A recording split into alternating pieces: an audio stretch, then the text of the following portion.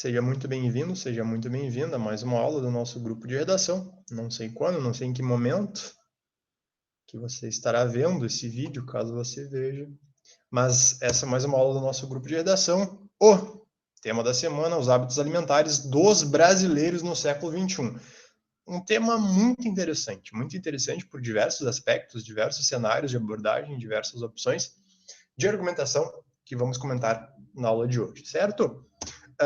Textos motivadores, né? Composto aqui pelo texto 1, texto 2, texto 3, texto 4 e aqui a proposta de redação. Primeiro momento, vocês já estão craques, vocês já sabem o objetivo inicial, é sublinhar o comando de redação, sublinhar o tema de redação, sublinhar, seja lá a forma que vocês gostam de chamar isso, as palavras-chave do comando de redação. Então, os hábitos alimentares dos brasileiros no século XXI. Aqui é importante, na leitura do comando, a gente verificar que estamos falando de brasileiros e estamos falando no século XXI.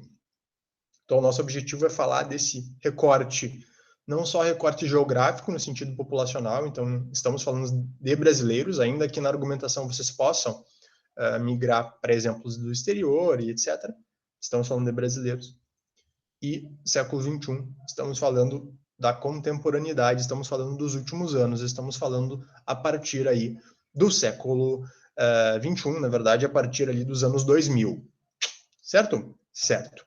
Léo, primeira coisa, né, pegar as palavras-chave aí, como tu fez, né, e buscar sinônimos, antônimos, hiperônimos, hipônimos, frases semelhantes. Léo, eu nunca sei a diferença do hipônimo para o hiperônimo, né? São palavras mais estranhas. Sinônimo eu sei o que é, o antônimo eu sei o que é, né? Mas o que é o tal do hiperônimo, do hipônimo, que sempre fala? São palavras de sentido mais generalista e palavras de sentido mais específico referente a essa palavra. Né? Então, eu tenho o hiperônimo, que é um sentido mais abrangente, e o hipônimo, um sentido mais restrito. Né? Mas aqui, na verdade, isso não importa. Em geral, nas palavras-chave, quando a gente vem para cá, né, hábitos alimentares dos brasileiros, né, no século XXI, em geral, nós falamos de sinônimos, né, porque a gente vai fazer as retomadas ao longo do texto de sinônimos, mas não impede que seja de antônimos, de hiperônimos, de hipônimos e de frases semelhantes, tá? A questão aí do coesivo, da norma culta, de competência 1 e competência 4 de coesivos, né? Enfim, aqui, Léo, o que são hábitos, né? Costume, fáceis, habitude, praxe, rotina, usança, uso, mania, frequência, falta um ponto. Alimentares, alimentação, comida, sustento, fonte alimentar, iguaria. Brasileiros, nacional, estado, pátria nacional, nação brasileira, brasileiro, brasílico, Brasil, sempre a mesma coisa. Século XXI aqui, um pouco mais difícil, né? Na questão do sinônimo, mas a gente fala de contemporaneidade, a gente fala de contemporâneo, a gente fala de coexistência do tempo atual, né? Dos dias atuais, atualmente, porém não utilize isso no teu texto, né? Até comentei em coluna essa semana, não comece o seu texto com atualmente, nos dias de hoje, por favor. Então, feita a leitura do tema, né? Feita essa leitura de tema, leitura do comando, feito né, hábitos alimentares brasileiros e século XXI, vamos voltar rapidamente nessa leitura de texto motivador só para verificar se de fato este é um problema, porque se é dado uma redação Enem neste formato, a probabilidade é que seja um problema e que vocês necessitem de uma tese, né? Vocês vão precisar de uma tese clara, de 2 argumentos fortes, de 2 conclusões, de 2 propostas de intervenção para o problema. O texto 1. Texto 1. Obesidade cresce de forma acelerada no Brasil e se aproxima das taxas, né, da taxa dos países ricos. O texto 2. A USP realizará o maior estudo sobre hábitos alimentares no Brasil. O texto 3 fala sobre comida feia versus comida boa, a pandemia muda os hábitos alimentares. E o texto 4, uma tirinha. Eu vou começar aqui pela tirinha, já que vim para a última, a questão da influência da mídia na alimentação. Inclusive, é algo que eu trago na tirinha, mas não é algo que eu aprofundo na aula. Então, já vamos começar aqui a fazer uma leitura um pouco mais atenta da tirinha, que diz assim: use, compre, beba, coma, prove, e o que eles pensam que nós somos, e que nós somos, os malditos sabem que ainda não sabemos. Então, aqui, a questão da influência da mídia sobre o comportamento humano, sobre o padrão de consumo humano, sobre o padrão de consumo alimentar do indivíduo. Pela leitura somente da tirinha, seria uma hipótese argumentativa de vocês isso. Poderia ser, né? Questão, o tema é um pouquinho mais amplo, né? Ele não fala até, ó, vou adiantar aqui, adiantar a questão do tripé do comando, né? Ó, a indicação argumentativa não foi dada, ou seja, não fala sobre as causas no tema, não fala sobre as consequências, né? O comando, especificamente, ele é mais generalista, ele é mais amplo, ele é mais abrangente, cabe ao aluno, portanto, realizar o foco de argumentação que ele achar mais interessante, porque aqui se está falando de hábitos alimentares. Então, eu posso falar das causas dos hábitos alimentares dos brasileiros, das consequências dos hábitos alimentares brasileiros, de propostas de intervenção para que seja melhorado a questão dos hábitos alimentares. Uma vez que este é o tema, queridos e queridas, uma vez que este é o tema, temos de problematizá-lo se não está dito que é um problema no tema. Obviamente, poderia, uma indicação argumentativa, os problemas dos hábitos brasileiros, os problemas, né, da alimentação do brasileiro. Né? Ou poderia ser um outro tema, com outro recorte, como vamos ver na aula, a questão da obesidade infantil. Poderia ser um outro recorte a questão do sedentarismo. Poderia ser um outro recorte a questão do diabetes. Poderia ser um outro recorte a questão da hipertensão arterial. Poderia ser um outro recorte que não veremos na aula de hoje, a questão do tabagismo e do alcoolismo, por exemplo, e dos efeitos disso sobre a saúde do indivíduo. Aqui, nessa aula, trabalharemos mais, né, indicação argumentativa, novamente, não há indicação argumentativa sobre causa e consequência no tema, porém, cabe vocês problematizarem este tema. Uma vez que o eixo central é hábitos alimentares e uma vez que a localização, como já mencionei anteriormente, fala dos brasileiros no século XXI. Aqui é um tema que é uma dupla localização, né? Então, estamos falando de brasileiros, estamos falando do século XXI.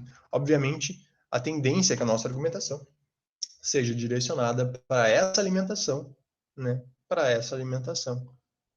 Século XXI, uma alimentação que podemos chamar de alimentação da vida moderna. Certo? Vamos voltar para o nosso texto motivador 1, feito a leitura do texto motivador ali, do texto 4, né, dos textos motivadores, né? Texto 1. A quantidade de pessoas obesas no Brasil cresceu de forma mais acelerada que a média dos países da OCDE.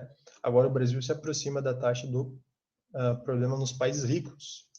O documento revela que a proporção de obesos na população brasileira passou de 12,7 em 96 para 22,1 em 2016. Aí eu te pergunto, por que houve esse crescimento?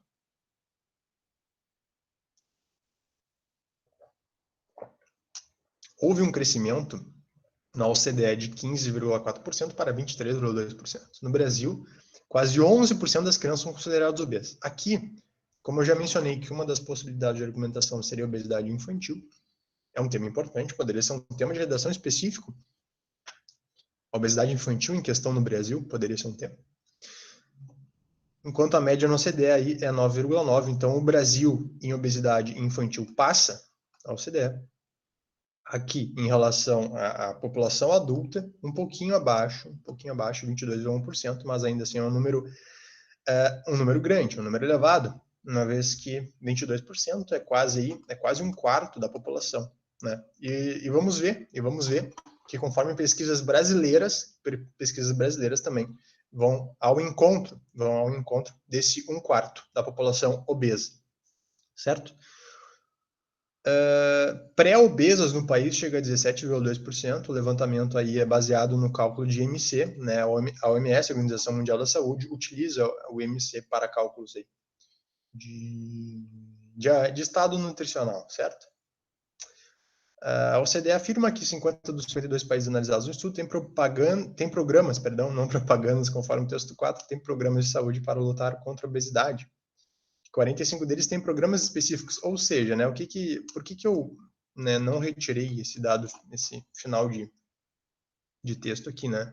Significa que os países, Léo, estão se mobilizando de algum modo? Estão se mobilizando de algum modo. A questão aí entra na outra hipótese de argumentação, que é confronto argumentativo, né? Eu falei de causa e consequência, mas existe a possibilidade de área, também falei de área, né? No que tange a obesidade infantil, no que tange o sedentarismo, no que tange atividade física, alcoolismo e tabagismo foge um pouco, mas enfim, poderia-se falar da questão de avanço, da questão de retrocessos no que tange esses programas, por exemplo. Novamente, queridos, faço essas análises somente com base nos textos motivadores, a gente nem foi para aula ainda. É preciso ampliar os esforços conforme diz os estudos, certo? Texto 2. Aqui é só basicamente para dizer que a USP, através aí do seu núcleo de pesquisas epidemiológicas em nutrição e saúde, né, no PENS, vai realizar, né, uma pesquisa com uma base de dados online, tá? Que objetiva, né, descobrir os perfis de alimentação, tá? Para, né, verificar certos padrões em proteger a população e de doenças para promover saúde. A questão dessa pesquisa é buscar o perfil, obviamente, Léo, eles querem buscar o perfil, mas também querem verificar a promoção de saúde. Então, a partir disso é a base de uma pesquisa, né, gente? Tu tem o dado da pesquisa e aí tu pode fazer uma intervenção nessa questão, né? Então, eles querem verificar a questão de obesidade, de diabetes, da hipertensão, doenças do coração e câncer. Na aula, falaremos bastante do diabetes e da hipertensão, doenças cardíacas também relacionadas à hipertensão aí, e o câncer seria um estágio mais, né, mais pesado dessa influência alimentar. Certo? A alimentação é determinada pela cultura, pela história, pelos hábitos da pessoa e não necessariamente é possível aplicar resultados de outro país. Exatamente, né? Por isso a importância da pesquisa brasileira, né? Descobrir o padrão alimentar do brasileiro, eles querem descobrir esse padrão alimentar, né? As diferenças regionais, o que alguém do sul come, alguém do nordeste come, alguém do norte come, alguém do sudeste come, o quanto se impacta na questão de saúde do indivíduo, tá? Queridos, se caísse um tema, por exemplo, sobre esse aspecto, vocês poderiam citar essa pesquisa? Da mesma forma que vocês poderiam citar esses dados da OCDE? Da mesma forma que vocês poderiam citar a influência da rotina do indivíduo perante ao seu hábito alimentar, conforme diz aqui a questão da pandemia. Então, essa leitura de texto motivador que eu faço não é somente a leitura por si só. Aqui estamos já, né, analisando a questão argumentativa. Vamos lá. Formada em gastronomia, Mônaco, né? Mariana Mônaco ficou desempregada durante a pandemia e postou no Instagram o passo a passo de como cozinhar feijão. Olha só, pessoal. Você sabe cozinhar feijão? Você sabe fazer um feijão? Ou você pesquisou no Google? Ou você pesquisa no Google? Olha só. Conquistou 15 mil seguidores em 100 dias. Olha só. Seu amigo não estava sozinho. Achei engraçado. Seu amigo não estava sozinho. Tem muita gente perdida na cozinha. Além de perfis como o de Mônaco, sites tradicionais de gastronomia viram um aumento gigantesco de tráfego desde o início da pandemia. Mais pessoas acessaram, né? Crescimento aí de 230% da audiência em junho, né, no portal UOL, de onde foi retirada a notícia. O Masterchef no YouTube ganhou 129 mil novas inscrições durante o período, com crescimento de 51% nas visualizações. O canal Jaquim Jurado, o reality show, teve 10,8 milhões de visualizações, totalizando, olha só quantas mil horas. Então, basicamente, aqui é uma mudança também de comportamento do indivíduo, uma vez que fica mais em casa, uma vez que tem que preparar o seu próprio alimento, que muitas vezes comia fora, e de que forma ele comia fora, será que ele comia de forma saudável, blá, blá, blá. E aí temos o nosso tema, que é bastante abrangente, que é bastante amplo, cabe a você, portanto, uma vez que o tema é amplo, você pode direcionar a sua argumentação. Certo? Vamos continuar? Vamos continuar? Vamos. Aqui eu trago, para início da discussão, Metas ONU 2030. Tá? Aqui é uma parceria, parcerias para um mundo mais ativo. Aqui é uma meta que a Organização das Nações Unidas coloca para o ano de 2030, né? Então, assim, ó, peso saudável, bem-estar e qualidade de vida, saúde mental, funcionamento cognitivo, menor acidentes de viação, menor doenças crônicas não transmissíveis, Maior desempenho acadêmico, maior desenvolvimento na primeira infância, aumentar o poder das mulheres e adolescentes, produtividade, competências para a vida, crescimento econômico, maior criação de emprego, mais turismo, menos custos com a saúde, infraestruturas sustentáveis, reduzir desigualdade, aumentar a coesão das comunidades, aumentar a qualidade do ar e transporte sustentável, aumento dos combustíveis fósseis, redução da proteção do ambiente, aumento da redução de alterações climáticas, aumento da conservação do meio ambiente, diminuir a discriminação. Então, esses são objetivos, tá? Estamos aqui principalmente nesse SDG3 aqui, né, na questão de doenças crônicas não transmissíveis, certo? Tá aqui, doenças crônicas não transmissíveis, como vamos falar na aula. Bem-estar e qualidade de vida também falaremos, né? Questão de saúde mental também tem um aspecto emocional, psicológico, psiquiátrico, na questão da alimentação também, né? E, né, indiretamente tem até uma questão, por exemplo, de desempenho acadêmico, né? O quanto a alimentação influencia de forma positiva ou negativa na tua rotina. Não só na questão de desempenho acadêmico, mas na questão aqui de produtividade, né? De que forma a alimentação, esses hábitos alimentares podem melhorar ou reduzir a sua produtividade no trabalho. E de que forma isso vai propiciar aí a questão até dos custos com saúde, né? Se tenho hábitos piores, aumenta o custo com a minha saúde e o custo onera o sistema único de saúde, por exemplo. Então, assim, são questões complexas, né? Eu trouxe esse gráfico só para demonstrar que não é um tema leviano de debate. Ao mesmo tempo, aqui, outra coisa, que é a questão do transporte, né? Uma vez que eu tenho um indivíduo com hábitos saudáveis melhores, que eu estimulo ele a prática de atividade física, eu tenho um transporte mais sustentável, uma vez que ele pode usar menos, por exemplo, o próprio carro, claro, varia de cidade para cidade, enfim, só quero dizer que é um tema complexo, e aqui eu posso puxar um outro gancho na questão da proteção do ambiente, e blá, blá, blá, blá, tá?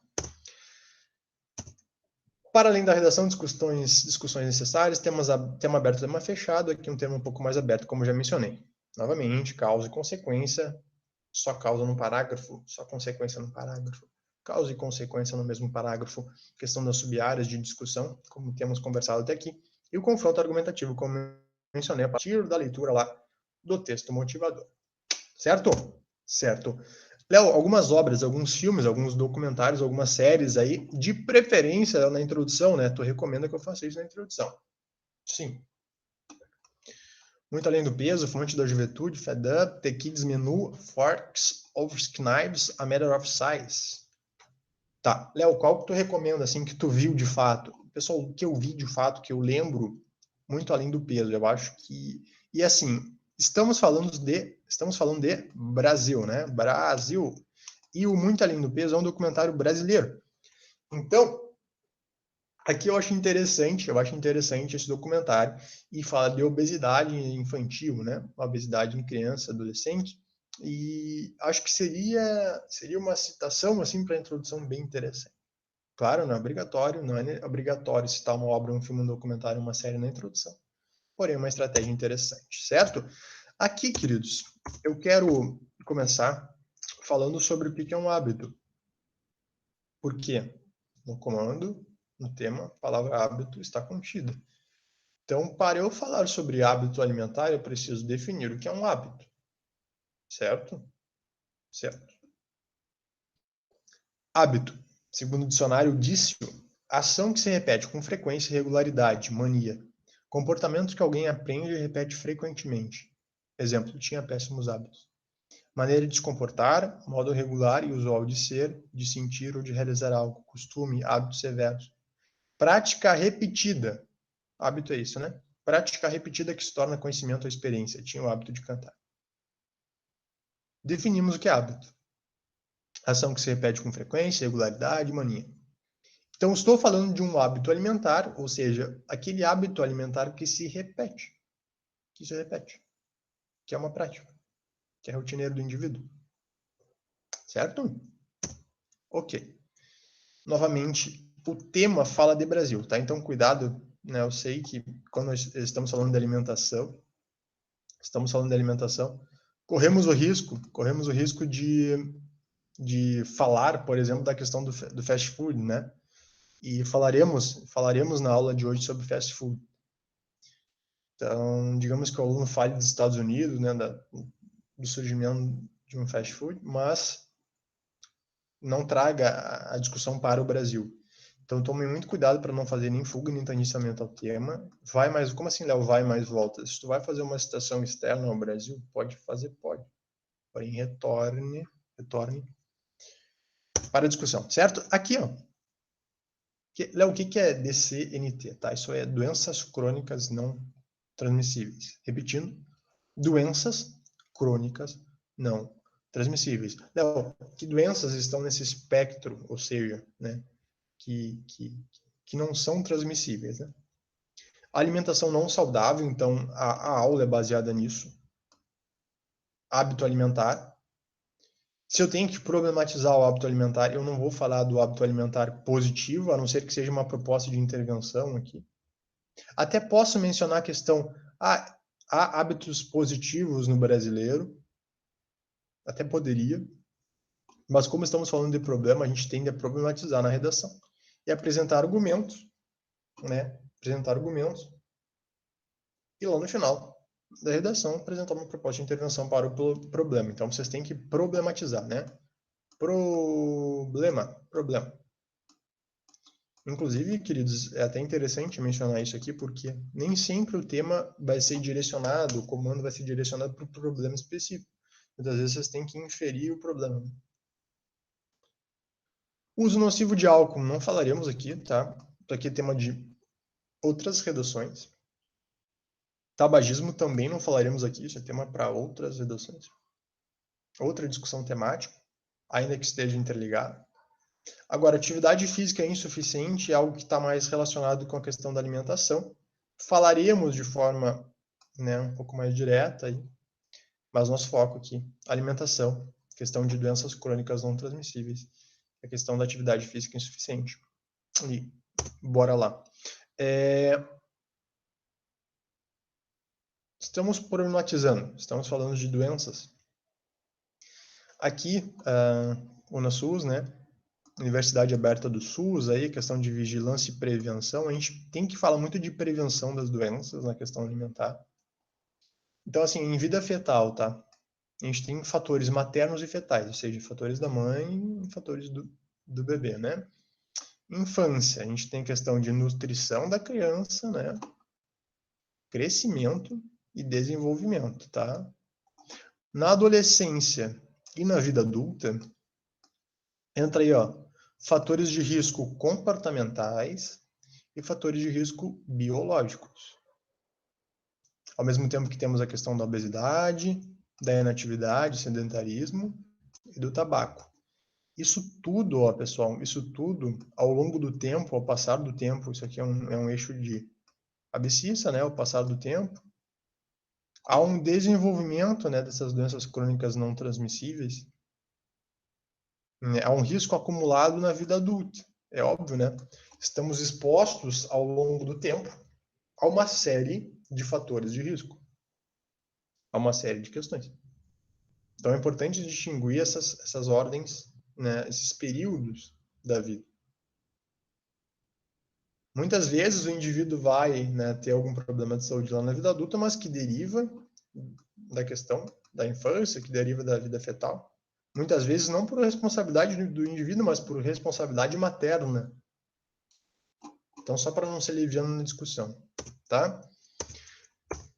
Aqui na questão da vigilância epidemiológica dessas doenças crônicas não transmissíveis, ó, qual o objetivo dessa vigilância epidemiológica? O que é vigilância epidemiológica?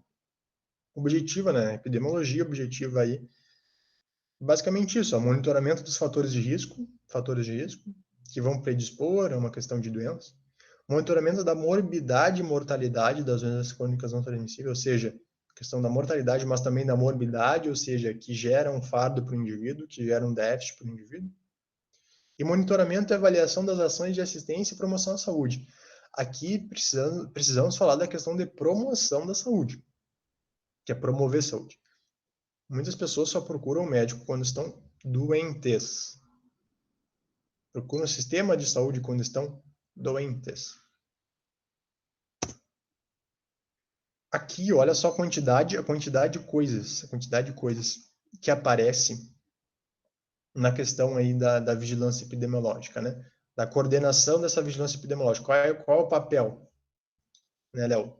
Porque, assim, estamos falando de Brasil, estamos falando que a maioria da população tem acesso a plano de saúde, não, eu estou falando que a maioria da população, Brasil, tem acesso ao Sistema Único de Saúde. Eu estou falando do Ministério da Saúde aqui, eu estou falando de uma composição Brasil, que há uma série de programas no nosso debate se eles estão funcionando ou não. Olha lá, coordenar a formulação de diretrizes nacionais e estratégias para a vigilância e prevenção das doenças crônicas não transmissíveis, tá? Coordenar a formulação de diretrizes nacionais e estratégias de vigilância, monitoramento, blá, blá, blá, blá, fatores de risco, tá? Alimentação inadequada, atividade física insuficiente, tabagismo e uso abusivo e nocivo de álcool. Então, percebam, nessa vigilância epidemiológica, já poderia ser uma argumentação de vocês, fala sobre alimentação inadequada no espectro de doenças crônicas não transmissíveis. Entenderam isso? Beleza. Existe uma série de pesquisas, a gente vai ver principalmente a questão da Vigitel. Quais são os dados do Brasil sobre obesidade, sobre essas doenças que, né, na questão alimentar, na questão da atividade física, que gera, por exemplo, hipertensão e diabetes. Aí tem a questão aí, né, de indicadores, né, questão da prevenção, eficácia e efetividade das medidas adotadas, linhas prioritárias para estudo, pesquisa, análise e outras atividades técnico-científicas, capacitar os profissionais, isso é importante. E eu estou fazendo essa leitura aqui, porém, alguns desses pontos poderiam ser colocados como estratégias e propostas de intervenção para o problema, certo? Que saia do senso comum, né? Subsidiar, apoiar, acompanhar a formatação e divulgação dos materiais publicitários, comunicação social, disseminação de informações. Isso, de informações. Então, aqui também ó, seria a questão da divulgação do que já existe e do que pode ser feito, do que está sendo feito, etc. Beleza? Claro. Falaríamos de hábitos alimentares, falaríamos, mas também tem a questão, além do alimento, né, a questão da consequência, causa e consequência da questão alimentar, né? Então, estamos falando de saúde nessa aula, na questão de prevenção, de promoção e tratamento. Não, como assim tratamento alimentar, hábito alimentar? Sim, porque se tu tem um problema de hábito alimentar, um hábito alimentar danoso, que não é saudável, tu pode ter um extremo, que é um transtorno alimentar, um exemplo. Tu pode ter um extremo que é obesidade, outro exemplo, e que tu precisa de um tratamento para isso. Se não mudar com mudança de estilo de vida, com tratamento não medicamentoso, tu pode migrar para o tratamento medicamentoso, por exemplo. A questão da atividade física, promover, né? A questão da prevenção e promoção de saúde. Entenderam a jogada? Então, a saúde não é só tratar a doença, pessoal. A saúde é fazer prevenção de doença e promover saúde. E óbvio, né? Poderia cair em um grupo específico, então, nossa redação, né? Poderia só falar de criança, poderia falar só do adulto, poderia falar só do idoso. Principalmente a questão da obesidade infantil. Ao mesmo tempo que sabemos que há um aumento da expectativa de vida, e esse é um dos motivos do aumento de doenças crônicas como diabetes e hipertensão. Há um aumento da expectativa de vida, aumento de doenças crônicas como essas, certo? Aqui, obviamente, eu já falei o que é um hábito, então vocês já sabem o que é um hábito alimentar, certo? Tem um livro bem famosinho sobre hábito, que fala sobre o poder do hábito, né? Do Charles Duhigg. Alguns autores não gostam do livro, porque acham que é muito raso a análise. Eu concordo com essa análise, que o livro é um pouco raso, não estou dizendo que o livro não é bom, mas acho que tem umas questões importantes ali a se pontuar. O que eu quero só mencionar aqui é que o livro trata da questão de deixa e de recompensa, né? Então, assim, por exemplo, alguém que vai correr, né, precisa ter uma deixa para ter esse hábito. Qual é a deixa? Colocar o sapato, colocar o tênis de corrida. Então, isso vai gerar um anseio por dose de endorfina ou realização, e a recompensa vai ser os benefícios do exercício, por exemplo, tá? Questão do loop do hábito, assim, em relação ao cigarro, né? Tu tem a deixa, que é ter a disponibilidade do maço de cigarro. Tu tem a rotina, Léo, qual a rotina? É uma saída por nicotina, é o hábito de fumar, Tu tem a recompensa, que é, né, o que isso gera para o indivíduo. Então, tu tem a deixa, tu tem a rotina e tu tem a recompensa. Deixa, rotina, recompensa, tá? Aqui, né, teríamos que falar da mudança do hábito, né? Léo, como assim mudança de hábito? Se estamos falando de alimentação, como é que eu mudo essa rotina aqui? No caso aqui seria a alta ingesta de álcool, mas poderia ser a alta ingesta de alimentos gordurosos, de alimentos ultraprocessados, mega processados, alta ingesta de açúcar, alta ingesta de gordura saturada e blá, blá, blá. Né? É a questão, né, de quebrar esse ciclo aqui, né? Como é que promovemos, então, essa mudança de hábito, né? Porque eu tenho a deixa, a rotina e a recompensa. Deixa, a rotina e recompensa. Só para a gente entender o que é um hábito, né? É claro, estou falando de hábito, então a gente já falou um pouquinho do que é hábito, agora a gente precisa falar da questão do estado nutricional do indivíduo. Porque eu estou falando de alimentação, estou falando de nutrição. Precisamos, Léo, somos um corpo que necessita de alimento para se mover. Nossas mitocôndrias precisam, né, de ATP. Precisam de energia para gerar ATP, né? Então aqui a gente tem a questão da ingestão de nutrientes e aqui a gente tem a necessidade de nutrientes, tá? A questão de ingestão de nutrientes, ó. Temos alguns fatores envolvidos.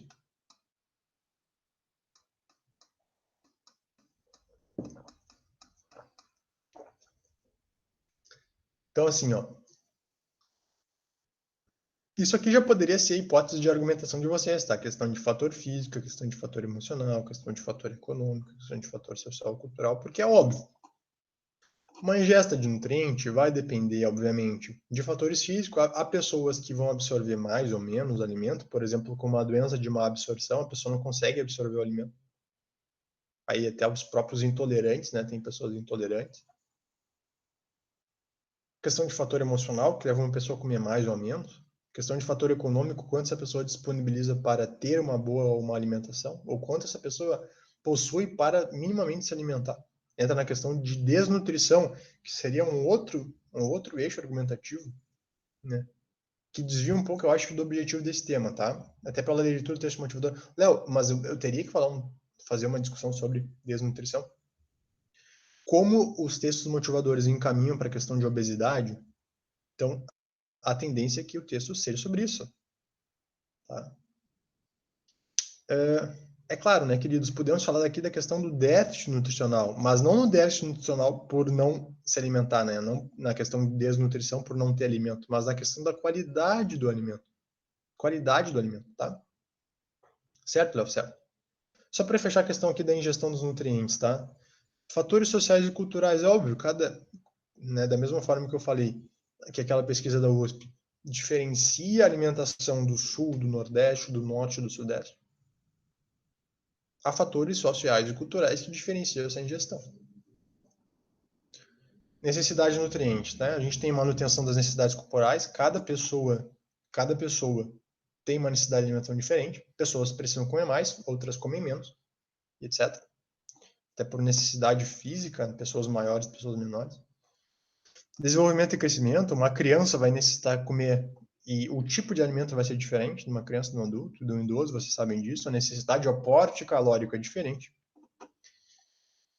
E aqui tem questão de condições especiais, né, de uma doença, uma febre, um estresse, né. Então, eu achei interessante a gongorra, né, a questão da ingestão do nutriente e a questão da necessidade do nutriente. Ingerir e necessitar, tá? A questão é a balança, né? Para ter um estado nutricional equilibrado, quantidade de ingestão, quantidade de necessidade. Alguém que ingere muito e necessita menos, balança para um lado. Necessidade muita e ingesta de menos, balança para o outro lado. Certo? É claro, para definir obesidade tem duas formas. tá? OMS, a Organização Mundial da Saúde, tem como base o IMC. Para alguém ser considerado obeso, tem que ter um IMC acima de 30. Entre 30 e 39,9. Isso aqui já foi questão de Enem, hein? Cálculo de IMC, quilograma divididos por metro ao quadrado, né? Ou seja, pessoal, peso sobre altura ao quadrado, né? Peso sobre altura ao quadrado. Vocês podem calcular isso, né? O peso em quilograma e altura em metro, né? Metro vezes metro, metro ao quadrado. É claro, né, tem a questão da desnutrição, como eu já mencionei, mas o foco da nossa redação aqui é mais em direção à obesidade, mais em direção ao sobrepeso, conforme mencionam os textos motivadores. Tá? Importante salientar isso. A obesidade mórbida. Vocês não precisam saber essas escalas de IMC, mas só para conceituar o que é a obesidade, né? Aqui, Sociedade Americana de Cirurgia Bariátrica, ela diferencia em relação a essa classificação. Ó, sobrepeso e IMC de 25 a 27. Aqui, ó, sobrepeso é de 25 a 29,9, tá? Uma pequena diferença. Eles dividem em obesidade moderada, severa e mórbida, tá? De 30 a 50 aqui, ó. Superobesidade 50 a 60 e superobesidade é mais 65. Então, há uma diferenciação maior pela Sociedade Americana de Cirurgia Bariátrica do que pela classificação da OMS, tá? Só uma questão conceitual do que é. Taxa de obesidade entre adultos por região, né? Olha só América Latina e Caribe. Mulheres e homens. Homens. Isso aqui é um dado de 2014. 20% aproximadamente. Mulheres passando dos 25%. E vocês vão perceber que a média Brasil é 20, 25%, né? América do Norte sabemos, né? Sabemos o quanto aí a questão, principalmente Estados Unidos, né? Hábitos alimentares, sabemos a questão, né, de obesidade, aumento de peso, o quanto isso aparece em documentários, em séries, em filmes, vocês devem saber alguma coisa sobre isso também.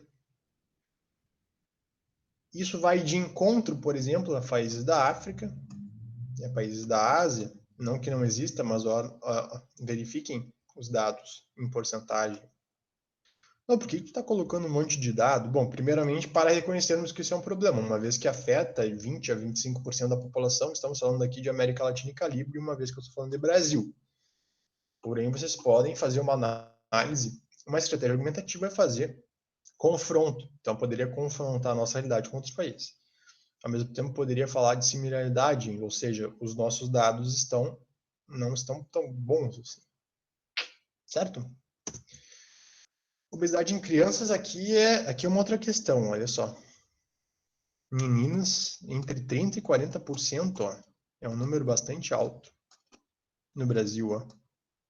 Obviamente não ganhamos dos Estados Unidos, ainda bem, olha só, quantidade de meninos e meninas atingindo aí 60%, em meninos e meninas passando de 55%. São números bastante elevados, né? Contrário da Índia, por exemplo. Claro, não vamos aqui discutir os motivos que levam, né? Também aí seria uma aula de muitas horas. Mas só quero trazer esse dado e dizer que isso é um problema e por isso ele pode ser um problema de redação Enem. Certo? Certo. Vigitel é uma das maiores pesquisas no Brasil sobre isso. O Ministério da Saúde divulgou, essa aqui é a mais atualizada. Se vocês pesquisarem, encontrarão pesquisas de 2018, 2017, 2016, de outros anos. Eu acho que aí a 14ª edição, certo? Aqui a 14ª edição, 52 mil pessoas, então é um N bom de pesquisa, tá? Com pessoas de 18 anos ou mais. Feito pelo telefone, né? Alguns novos indicadores foram incluídos, por exemplo, o consumo de alimentos minimamente ou não processados e o consumo de alimentos ultraprocessados, tá? Então foi incluído isso. Mas o mais importante é o que essa pesquisa nos dá como dado de obesidade, tá? Só para dizer o que é Vigitel, né? Vigilância de fatores de risco e proteção para doenças crônicas por inquérito telefônico. Então, estamos falando aí de doenças crônicas, queridos, como eu havia mencionado no início da aula, questão da alimentação, da atividade física, do tabagismo e do álcool. Olha só, 20,3% obesidade. Considerar o excesso de peso, 55%. Eu estou falando de excesso de peso, tá, pessoal? Aqui entra a partir lá do cálculo de obesidade, como a gente viu a questão do sobrepeso, tá? O excesso de peso. Pessoal, é mais da metade da população brasileira. Segundo a pesquisa, obviamente não estou, né, pegando o N da pesquisa. O excesso de peso tende a aumentar, tá? Sendo 30,4% para os jovens de 18 a 24 anos e 59,8% entre os adultos com 65 anos ou mais, ou seja, taxa maior em idosos, A escolaridade é um fator que contribui. Aqui poderia ser um viés de argumentação interessante, a questão do fator econômico, do fator escolar, para a redução ou aumento do sobrepeso. 61% para pessoas com até 8 anos de estudo e 52,2% para aqueles com 12 ou mais anos de estudo, tá? A questão aí do peso e da escolaridade. A pesquisa também apontou que 7,4% dos brasileiros são diabéticos, olha só, e 24,5% hipertensos.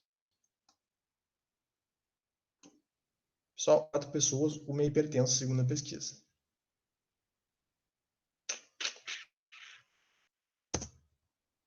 Olha, mas o que... Não, a pessoa tem diabetes e hipertensão, né? Sim, mas além disso, o que ela pode vir a ter? É uma percepção que eu tenho, como acadêmico do curso ainda, que muitos pacientes não percebem a importância do controle da sua diabetes. Então, tu vê pacientes que não controlam a sua alimentação. Tô tomando minha medicação, minha metformina, tô fazendo insulina, e continua comendo as besteiras. E aí chega com controle glicêmico, que o que é controle glicêmico? O paciente pega um papelzinho, faz, né, glicose. Vocês devem ter algum familiar, né? A mãe, o pai, o vô, a avó, a tia, o tio, um irmão com diabetes ou hipertensão. Aí chega com controle glicêmico todo desregulado, né? É complicado. E principalmente, né, questão da adesão ao tratamento, né, queridos e queridas. Esses pacientes que recebem a medicação estão fazendo o uso correto?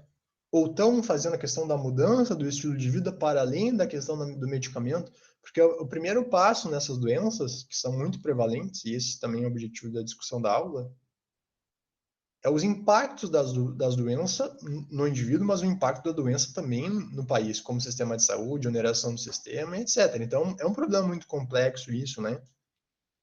Qualidade de vida do indivíduo, quanto essas doenças impactam na qualidade de vida do indivíduo, né? Os diabéticos, por exemplo, se não controlados, vamos lá, nefropatia diabética, ou seja, a pessoa, operando para o olho e falando de rim. A retinopatia diabética, ou seja, a pessoa começa a ter problemas de visão, né? Nefropatia diabética afeta rins, né? Tem a neuropatia diabética, ou seja, a questão de nervos, né? A questão da perda de sensibilidade, principalmente em membros inferiores. O paciente acaba falando que, eu perco meu chinelo, eu não sinto nos meus dedos do pé, e etc. Então, são complicações crônicas do diabetes, né? E a hipertensão nem se fala, principalmente no que fala de AVC, no que fala de insuficiência coronariana, no que fala da possibilidade do infarto, que aí tem que fazer cateterismo ou cirurgia cardíaca, etc, etc, etc. Então, não estamos falando... Olha, mas aí tu está falando a aula de alimentação, e tu está falando de doenças crônicas. Sim, porque estou falando de causa e consequência. Aqui estamos falando de consequências também. As causas são fáceis, né? Por que a gente se alimenta mal? Porque a nossa vida moderna, porque a gente não quer ter tempo para cozinhar, porque a gente não está disposto para cozinhar, porque a gente come fast food, porque a nossa família nos orienta mal, porque a gente não adere às indicações, a gente não faz atividade física, a gente fica sentado o dia inteiro no sofá e não levanta para fazer uma caminhada, fica, né, eu estou aqui há muitas horas sentado produzindo a aula, etc, etc, etc. As causas são mais visíveis. Eu estou tentando alertar vocês para as consequências também, para aumentar esse poder argumentativo. Depois a gente bate um papo e vocês me dizem. Olha só que interessante aqui, ó. Na contramão destes altos percentuais, o consumo regular de frutas e hortaliças cresceu um pouquinho, tá? A prática de atividade física também aumentou um pouquinho. E o consumo de refrigerantes caiu um pouquinho aí, ó. Tá? Naquelas, né? A pesquisa está dizendo, tá, vou confiar na pesquisa. Apesar dessa mudança na população, o nível de obesidade e excesso ainda preocupa principalmente os jovens, tá? A obesidade infantil seria um ótimo tema de redação. Em 10 anos houve um crescimento de 110% no número de pessoas de 18 a 24 anos que sofrem com obesidade, quase o dobro do aumento em todas as faixas etárias. Ó. Então, jovens nos preocupam, esses jovens. Quero falar um pouquinho de diabetes, tá? Ó,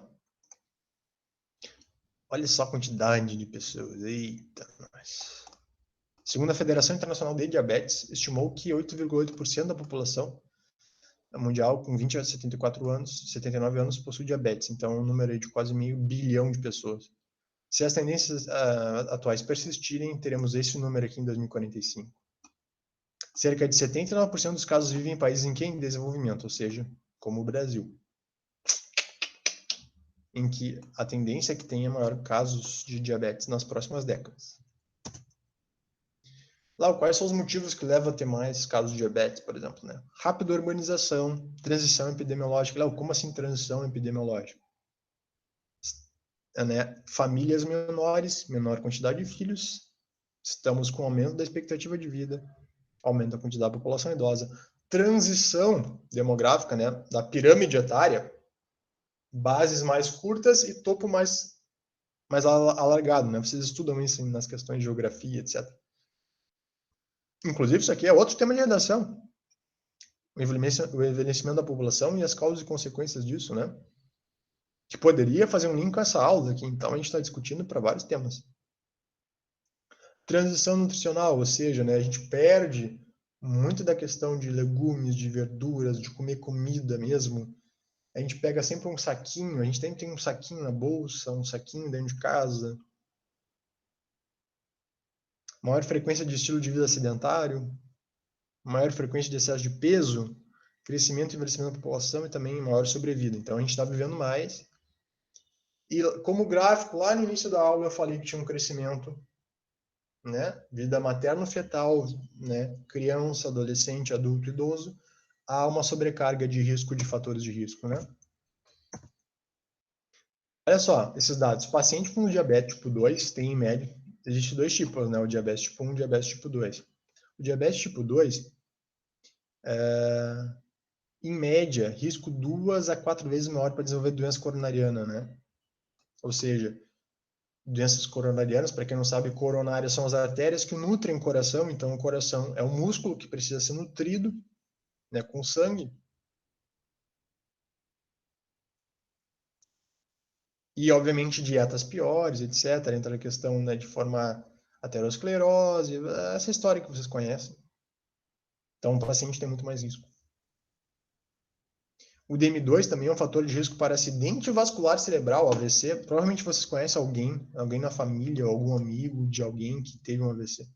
Ciência cardíaca, ou seja, o coração é insuficiente, ou seja, na questão de bombear o sangue ali, né? Doença arterial obstrutiva periférica, tá? Doença microvascular nos pequenos vasos, afetando significativamente a expectativa e a qualidade de vida. Então, como eu disse, é o futuro do paciente aí e a qualidade de vida do paciente, né? Aumento também de mortalidade aí, pessoal, ó, de 1,5 a 3,5 vezes, tá? Reduzindo uma expectativa de vida de 4 a 8 anos. Ó, pessoal, de 4 a 8 anos em redução da expectativa de vida.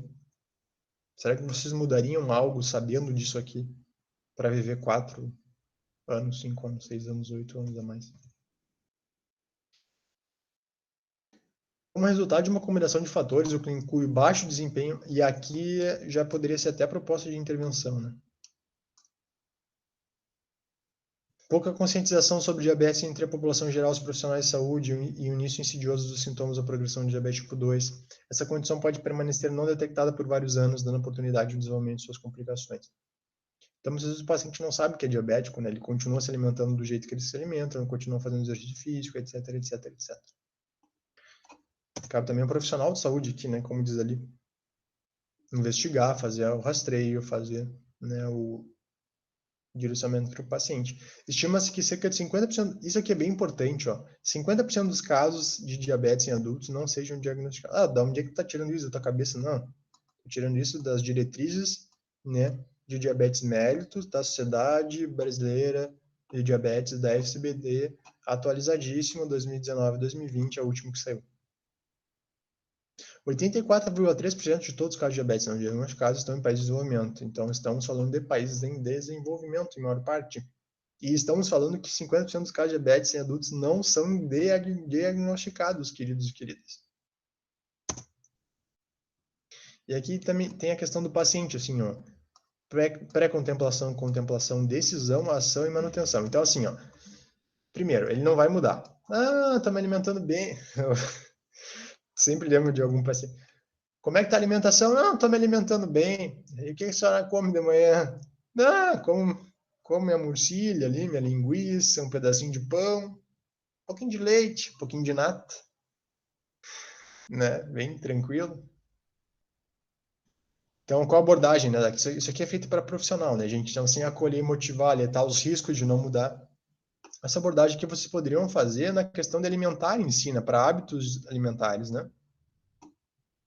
Abordagem aqui do profissional de saúde, mas vocês poderiam falar qualquer uma dessas questões. Aqui fala que tem que mudar, mas não acredito que não é capaz. Aqui que deseja mudar no futuro próximo. Já iniciou o processo e manter as mudanças por cerca de 6 meses. Então, nosso objetivo aqui com o paciente, né, é manutenção, né? E a abordagem seria prevenir recaída e consolidar as mudanças. Praticar o plano de mudança, auxiliar na resolução dos problemas e reforçar o comportamento adequado. Estruturar um plano, né? Trabalhar as expectativas do paciente.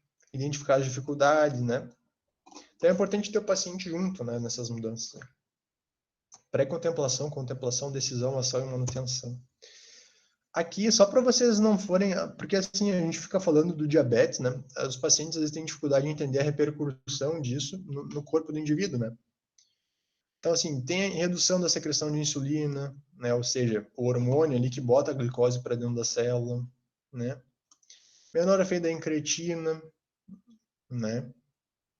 Intestinal aqui. Aumento da lipólise, ou seja, mais quebra de gordura, mais reabsorção de glicose nos rins, né? Menor reabsorção de glicose no músculo, disfunção neurotransmissora, isso aqui afeta também o sistema nervoso, aumento da produção hepática de glicose, aumento da secreção de glucagon, né? Colocando mais para fora da célula. Então, isso aqui é chamado de octeto de Defronzo, isso aqui é estudo de endocrinologia. Isso aqui tudo leva a um estado de hiperglicemia, queridos, um estado de aumento de glicose no sangue, que pode gerar complicações agudas e complicações crônicas para o indivíduo.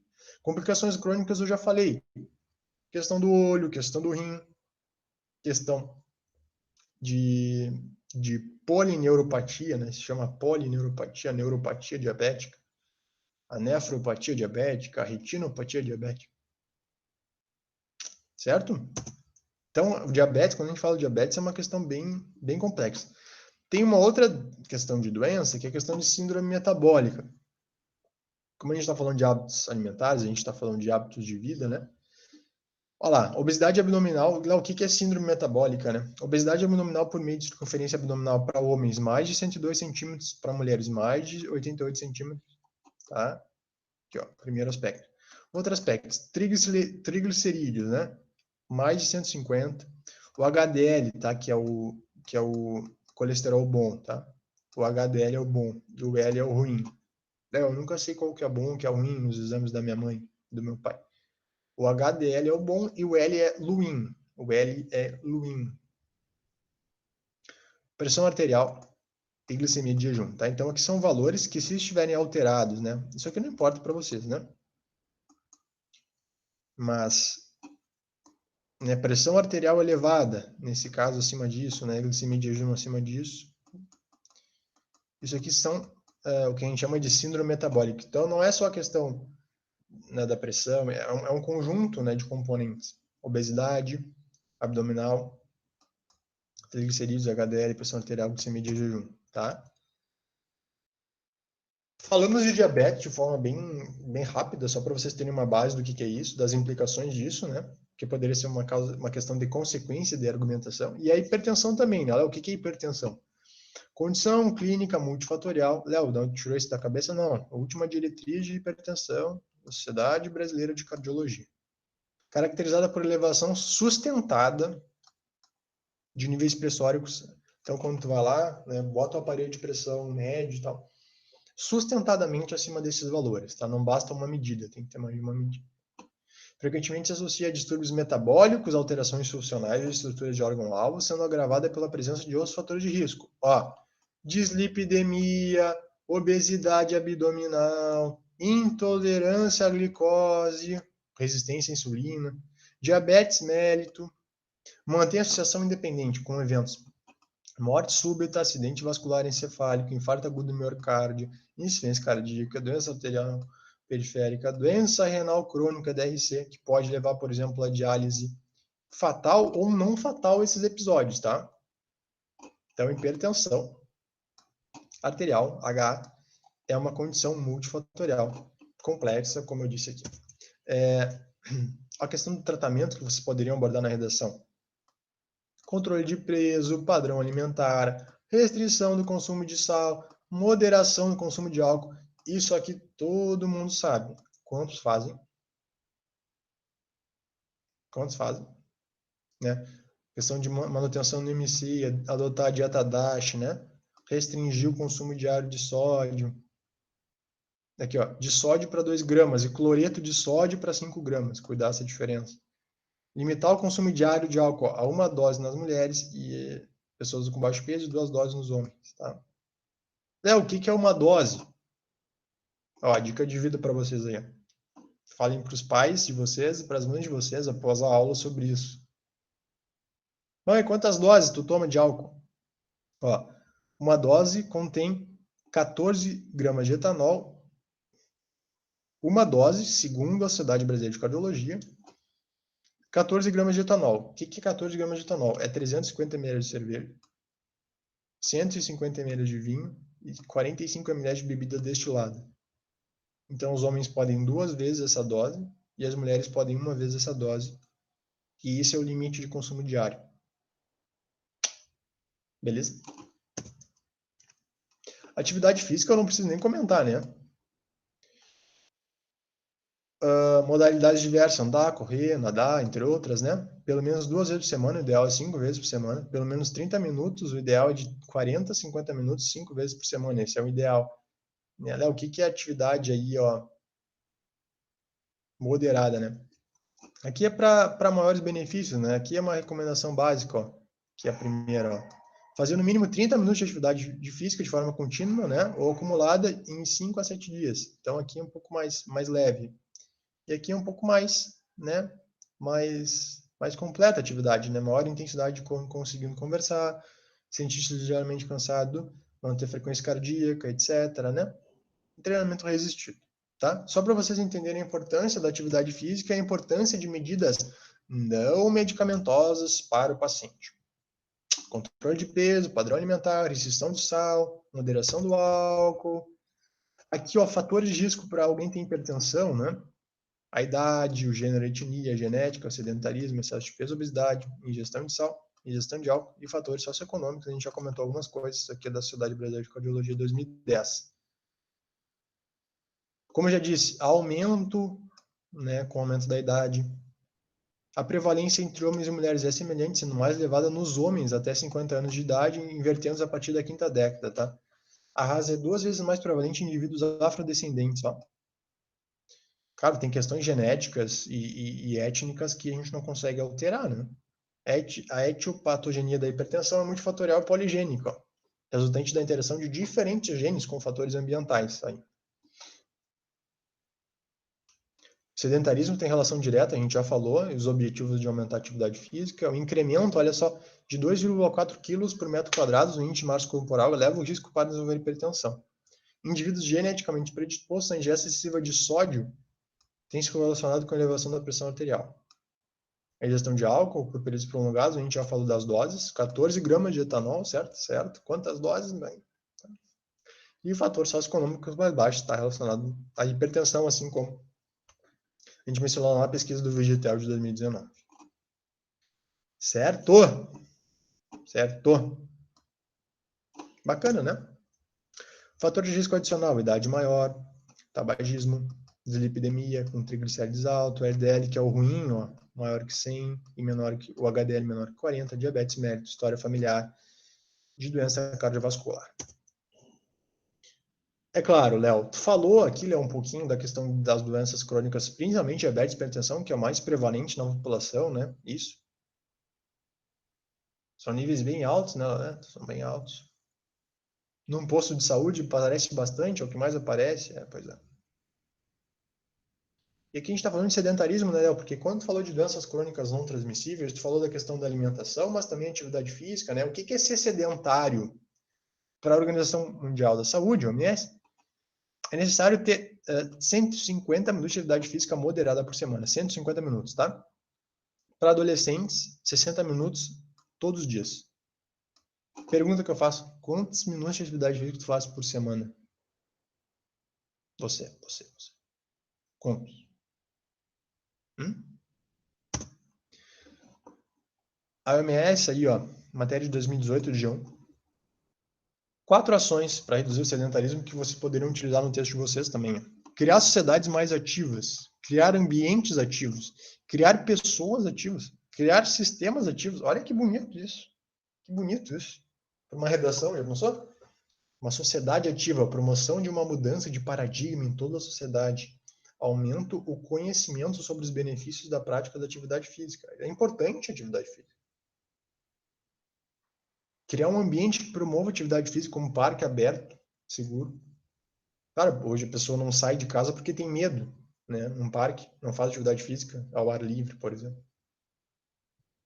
Criar pessoa ativa, desenvolver programa em diversos contextos, trabalho, escola, para mobilizar a atividade física.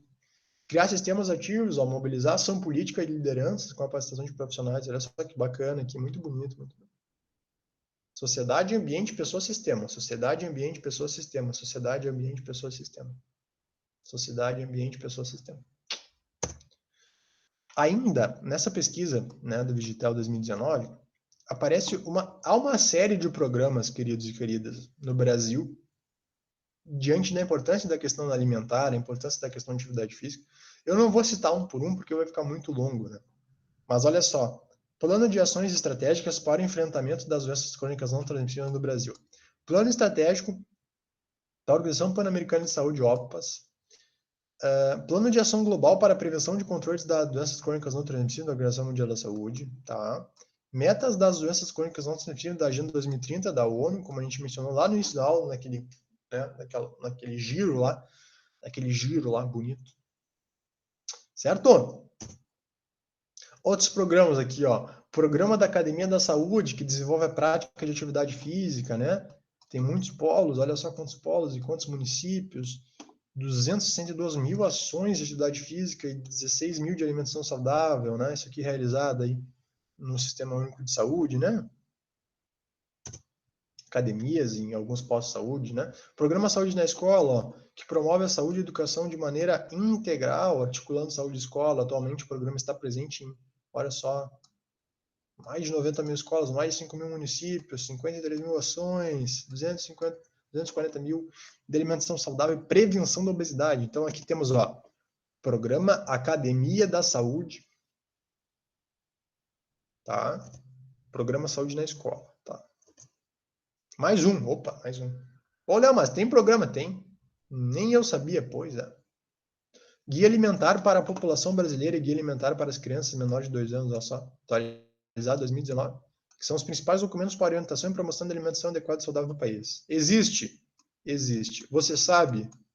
Duvido. Por quê? Não pesquisamos, não procuramos, não discutimos, não debatemos, não educamos, não cuidamos, não gerenciamos o cuidado de quem não consegue ler. Não, mas tu pegou pesado agora. Peguei pesado agora. A gente pode chegar a ter, por exemplo, transtornos alimentares, queridos, né? Falei de diabetes, falei de hipertensão, agora falando um pouquinho mais da questão, né, da percepção do corpo, né, da questão da beleza, inclusive já foi tema de redação, né? Em várias bancas de vestibulares aí. Bulimia nervosa, anorexia nervosa e compulsão alimentar periódica, os binges. Pessoal, existe uma série de transtornos, tá? Eu trouxe os três, assim, mais gerais. Bulimia, anorexia e compulsão alimentar periódica, os binges, né? É óbvio que vocês poderiam abordar isso dos transtornos alimentares como uma consequência da questão do mau hábito alimentar, tá? A bulimia é a paciente, esses transtornos são mais comuns em mulheres, mas também acontece em homens.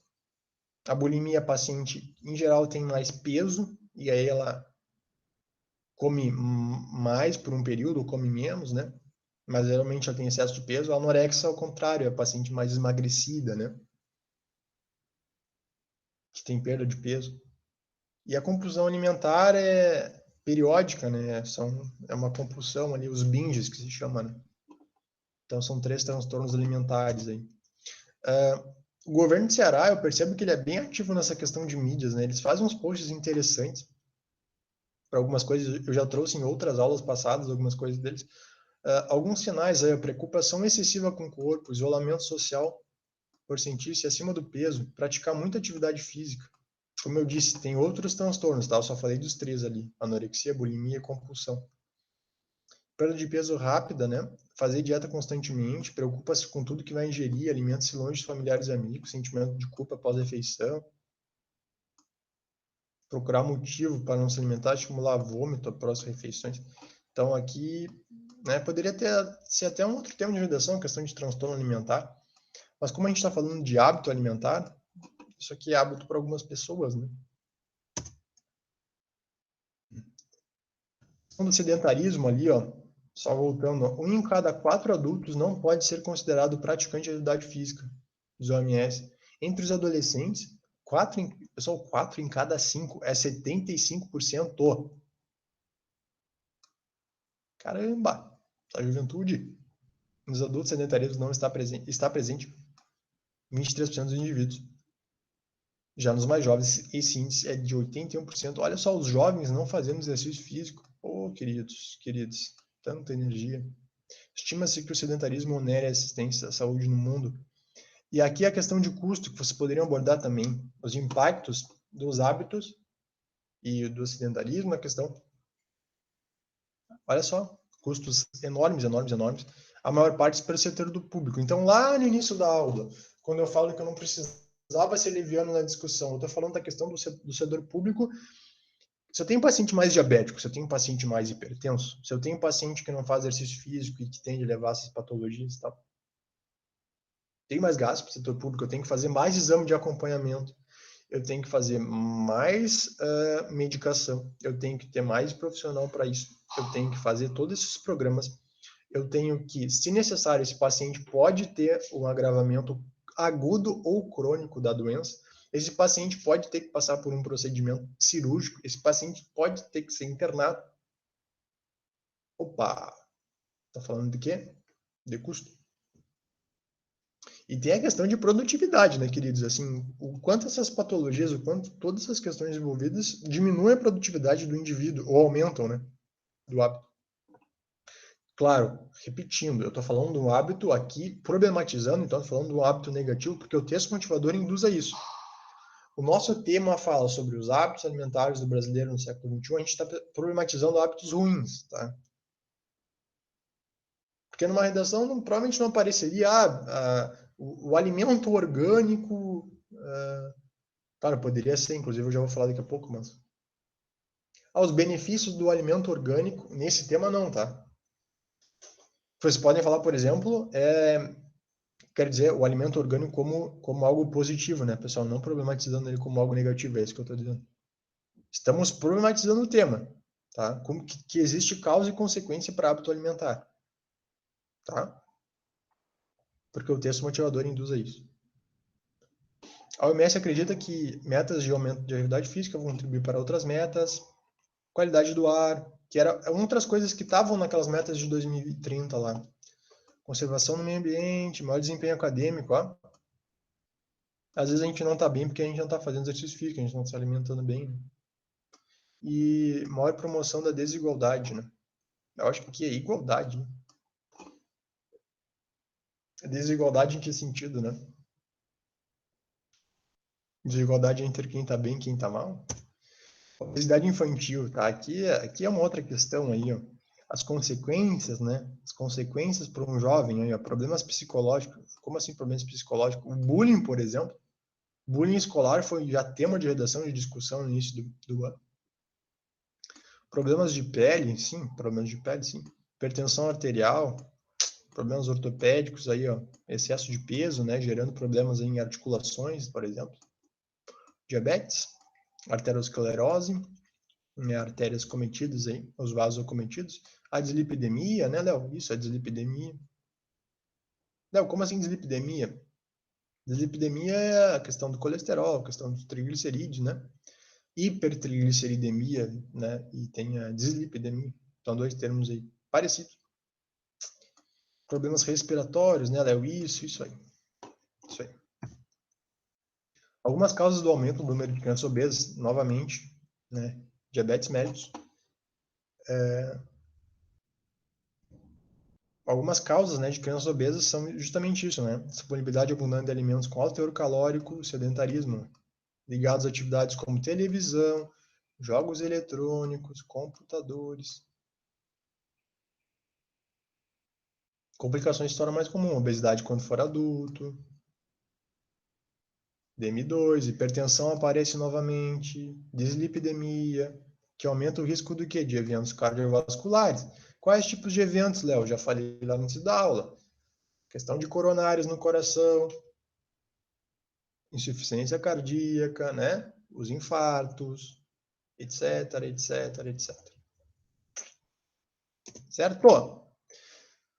Incidência de obesidade de crianças de 0 a 5 anos no mundo, né? Unicef, média global 7,4%, são dados de 2015, uma fonte da Unicef. América Latina calibre um pouquinho mais. Pessoal, nos Estados Unidos, ó, América do Norte, em países desenvolvidos, 16,4%. Eita, nós. Eita, nós. Eita. Os impactos disso, novamente, para o indivíduo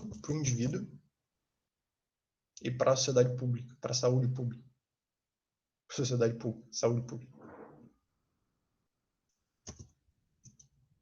A questão da publicidade, que foi tema do texto 4 dos textos motivadores. Ó, autorregulação, não há leis nacionais, o setor cria normas e faz de acordo com o governo. Até tem que verificar isso, porque eu vou botar um asterisco aqui. Eu acho que até uma questão de legislação aqui, tem que atualizar isso aqui. Porque eu não tenho certeza do ano dessa publicação, acabei não colocando o ano, tá? Alerta, mensagens, ó, recomendam o consumo moderado, alimentação saudável. Aqui poderia ser um outro tema de redação, a questão até da regulamentação do consumo de açúcar, tá? Poderia ser um outro tema de redação, né? Proibição parcial, personagens, que é proibido, né? Fonte OMS com a vários países do mundo aí, né? Não é permitido nenhum tipo de publicidade. Onde é que não é permitido nenhum tipo de publicidade? Aqui está no Brasil, tá? Ó, aqui na época dessa lei, não há leis nacionais e o setor cria normas e faz acordos com o governo, tá? Em alguns países, em que é proibido, por exemplo, a Noruega, é proibido publicidade para criança e para adolescente. Na Itália, uma proibição parcial. Na Austrália, autorregulamentação, assim como no Brasil. Estados Unidos, autorregulamentação. Olha, personagens não podem aparecer na Suécia, aqui, ó, no Reino Unido. Proibição parcial na Coreia do Sul, na Dinamarca, na Bélgica, na Suécia, na Irlanda, no Chile. Quebec é proibido. Alerta aqui no Chile também. Alerta na França. E assim fechamos o nosso pequeno passeio pelo mundo referente à publicidade de alimentos para crianças no mundo. Aí acabam surgindo essas matérias aí, né?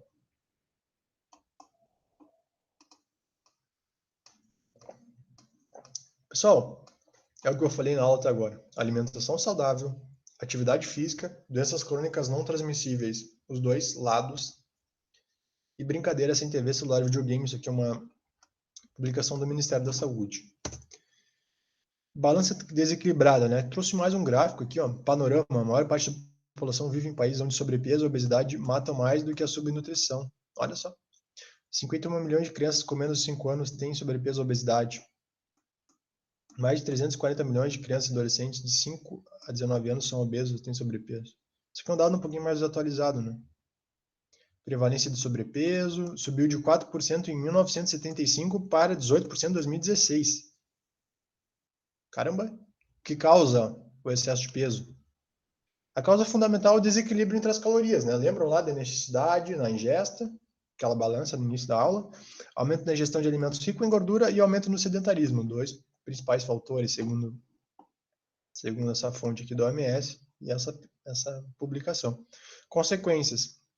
Um IMC elevado é fator de risco para as doenças crônicas, cardiovasculares, principalmente o infarto e o derrame, como eu já falei na aula, diabetes, como a gente já abordou, alguns transtornos, como a gente já falou também, o músculo esquelético tem um aumento, né, das articulações sobrecarregadas com aumento de peso, doenças degenerativas das articulações, e até mesmo, no final disso, cânceres, endometrial, mama, ovário, próstata, fígado, bexiga, rins e cólon. Como evitar? A indústria alimentícia deve, aqui na questão da proposta de intervenção, atenção, reduzir gordura, açúcar e sal no processamento de alimentos, garantir escolhas saudáveis e nutritivas que estejam disponíveis e acessíveis a todos os consumidores, restringir a propaganda de produtos alimentícios ricos em açúcar, sal e gordura, especialmente aqueles voltados a crianças e adolescentes, tá?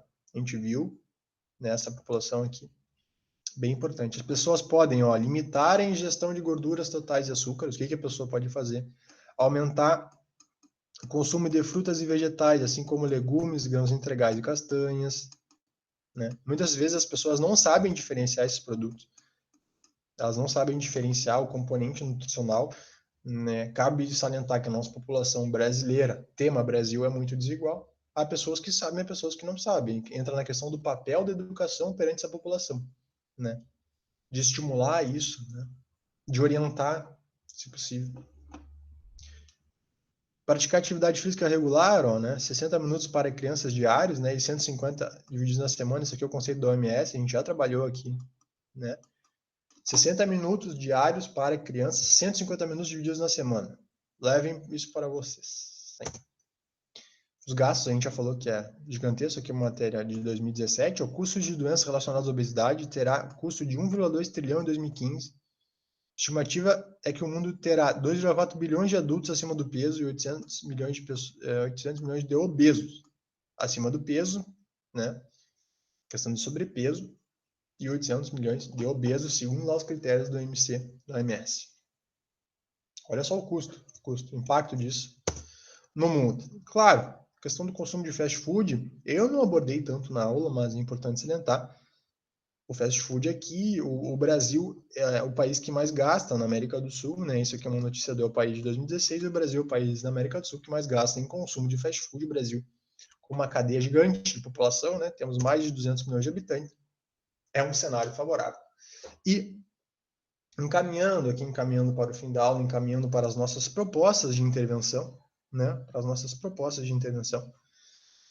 O que é, Léo? A gente está falando de hábito alimentar. O que é uma alimentação saudável, então? O que é uma alimentação saudável? É uma alimentação. Vocês sabem o que é, mas vamos fazer a leitura. É balanceada e contém o máximo de alimentos naturais e o mínimo de alimentos industrializados. Ou seja, pessoal, mais mão na massa, tá? Mais alimento e menos pacote, né? Mais descascar e menos desembalar. Leve em consideração o uso sustentável do meio ambiente, olha só a questão do que é o desenvolvimento sustentável, né, que poderia ser abordado na própria questão da ONU, aí, é o desenvolvimento da nossa geração sem afetar as gerações futuras, ou com compromisso com as gerações futuras, né?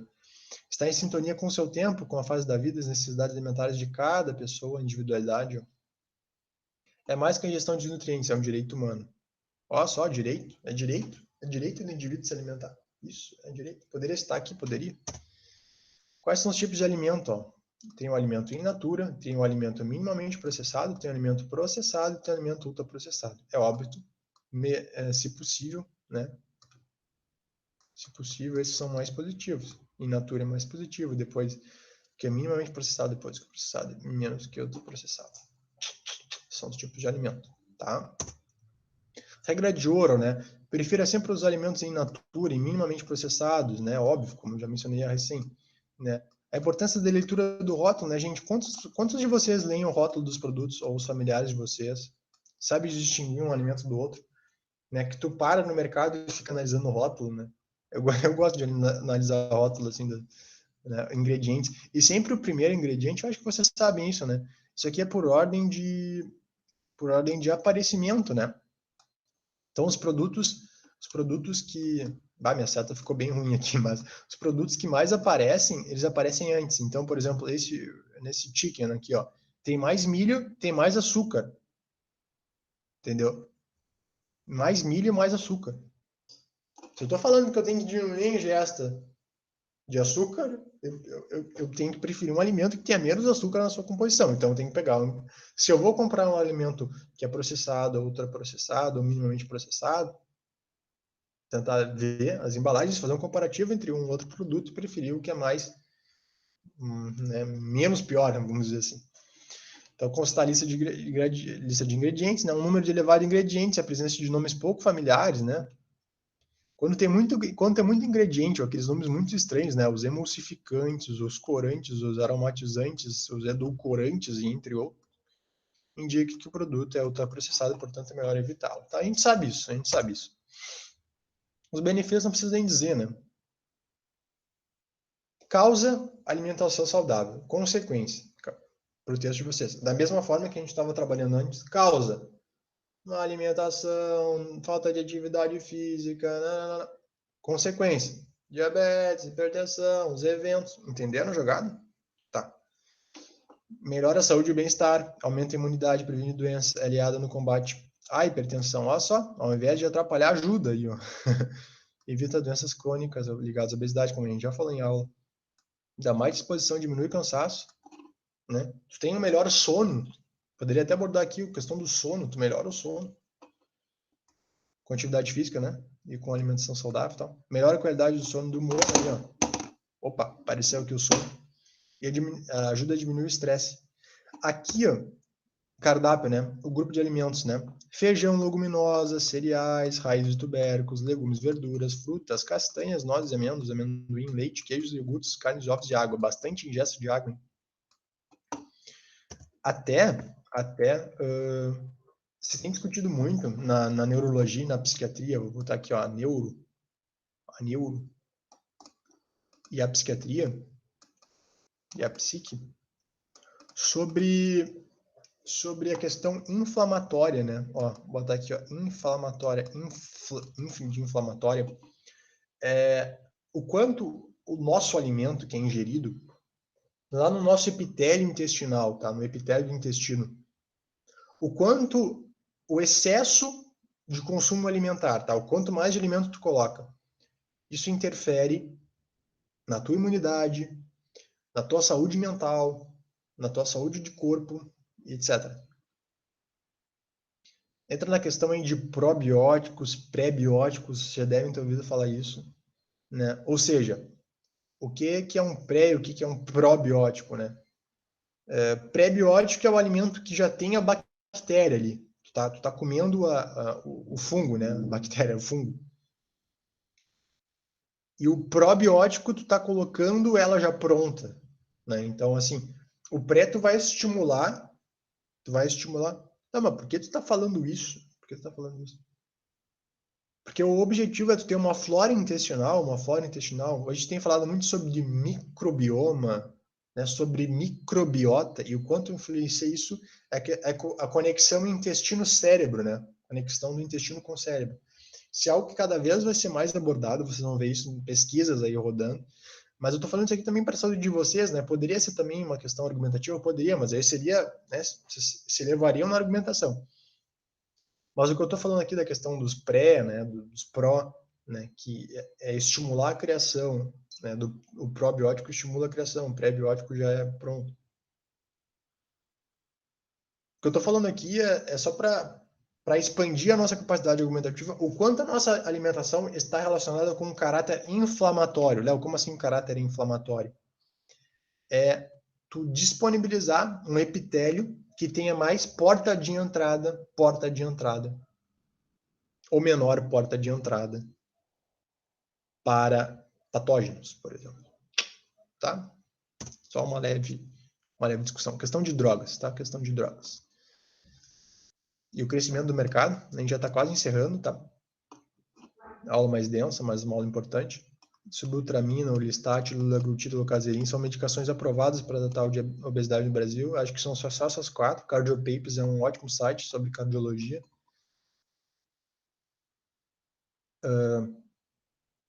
Acredito que nenhuma das 4 estejam disponíveis no SUS, tá? O que está disponível no SUS é a cirurgia com uma fila bastante grande, mas as drogas, tenho quase certeza que são de forma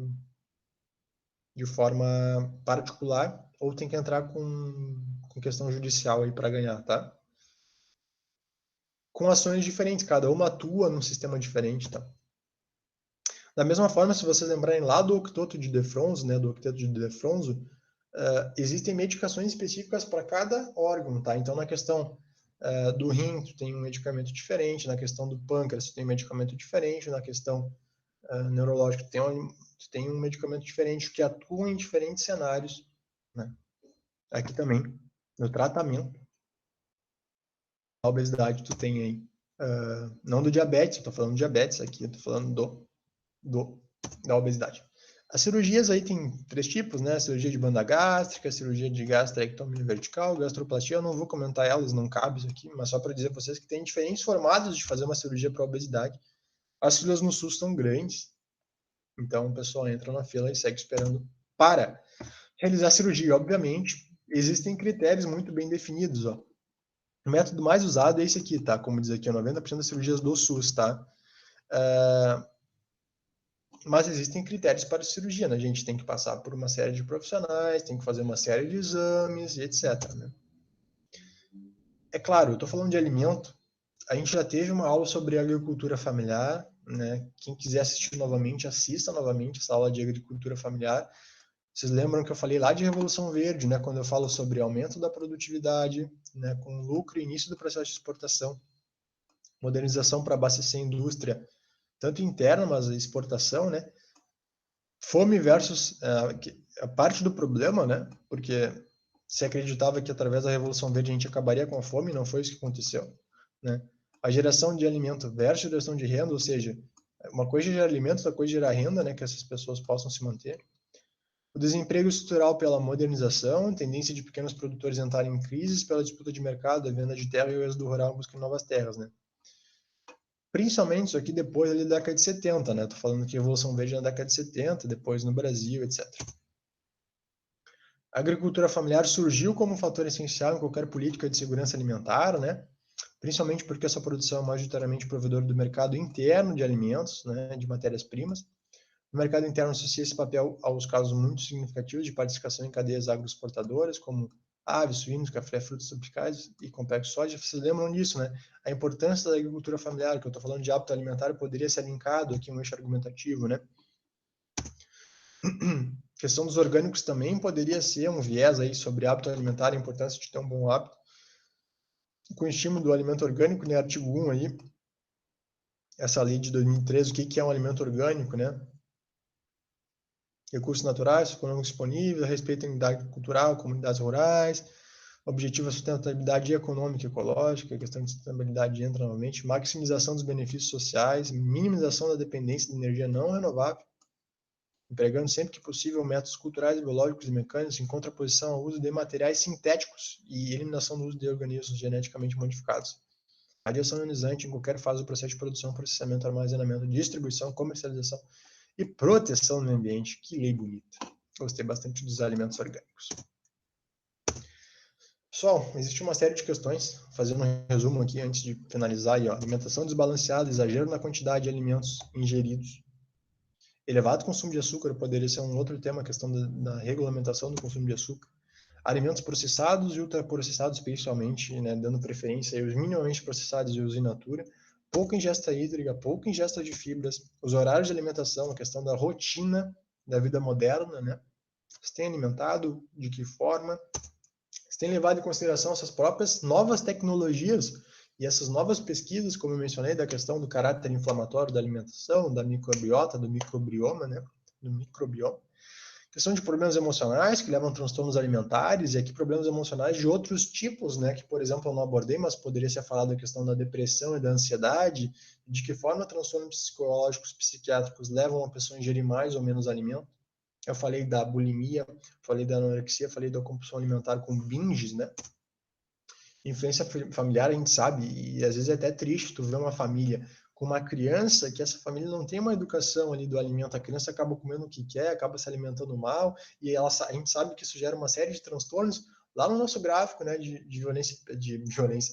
vigilância epidemiológica, né, materno-fetal, infância, adolescência, adulto e idoso, e sabemos com o aumento da expectativa de vida o que isso pode gerar, sabemos, hipertensão, diabetes e uma série de doenças chegando, né?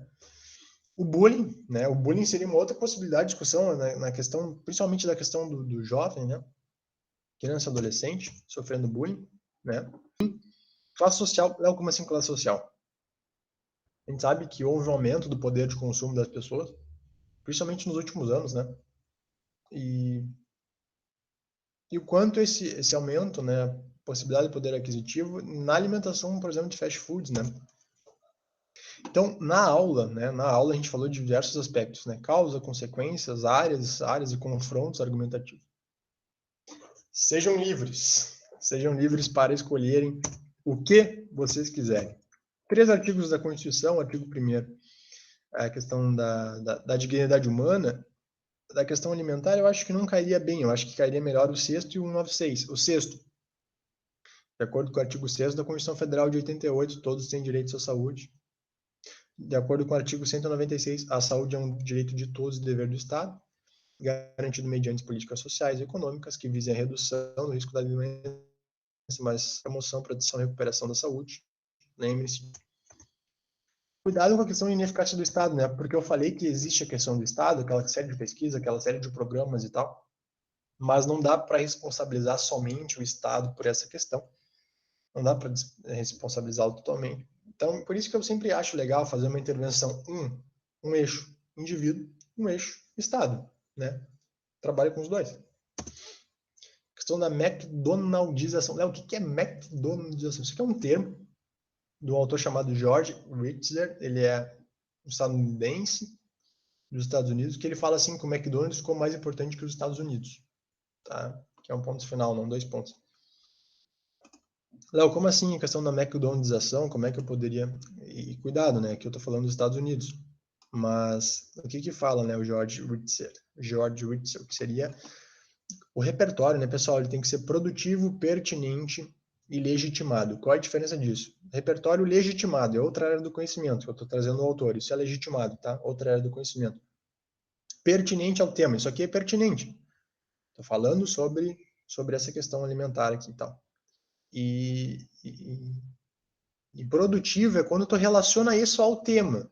Então, tu pode citar isso? Pode, mas tu tem que relacionar com um tema que é os hábitos alimentares dos brasileiros no século XXI. Então, teria, né, colocando isso aqui é produtivo, isso aqui é pertinente, e aí, desculpa, isso aqui é legitimado, isso aqui é pertinente, a questão do produtivo você teriam que amarrar isso no desenvolvimento, né? Ó, o que é essa questão da McDonaldização, né? É um modelo caracterizado por eficiência, cálculo, previsibilidade e controle. Eficiência, cálculo, previsibilidade e controle. O apelo global devido à conveniência e acessibilidade. Os princípios dessa oferta se espalharam para esferas cada vez mais amplas da atividade comercial e social. O que diz, né? Que esse modelo interfere em diversos aspectos da sociedade, né? Concordam com ele? Eu achei bem interessante, tá? Conveniência e acessibilidade, indo para outras esferas. a McDonaldização. Tá?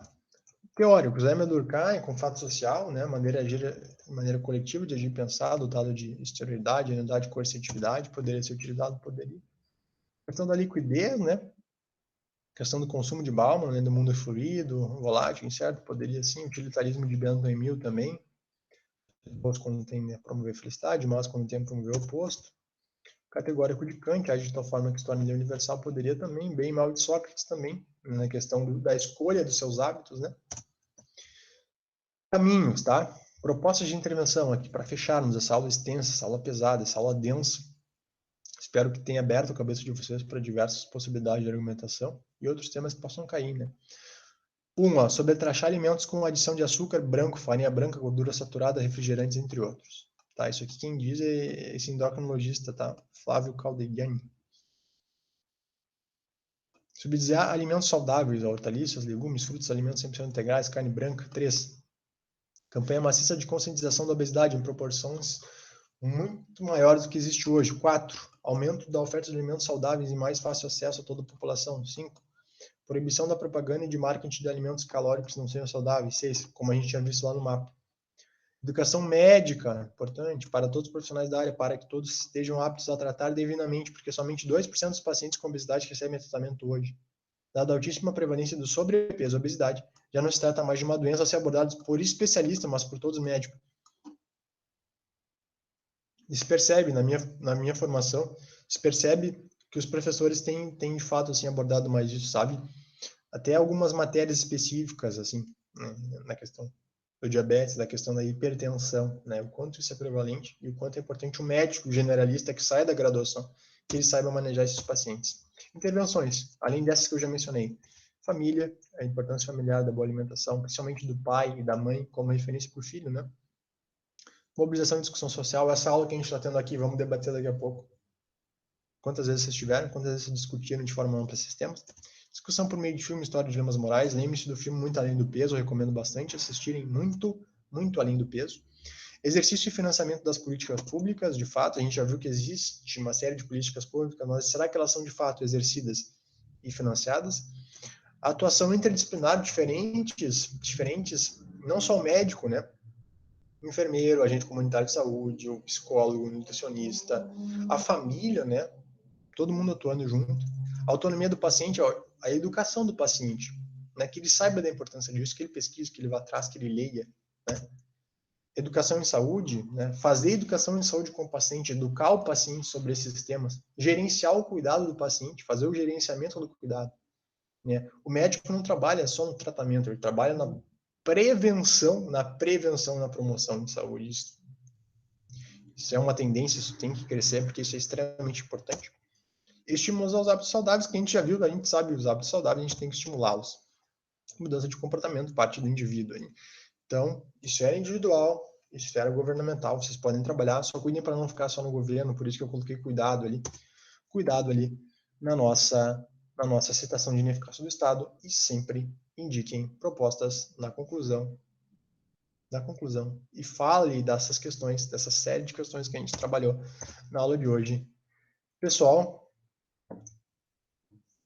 bati acho que o recorde de tempo, acho que foi a aula mais extensa, talvez porque é um assunto que eu tenho mais familiaridade por ser do meu curso e por eu achar interessante e por achar extremamente importante, para além da redação, discussões necessárias.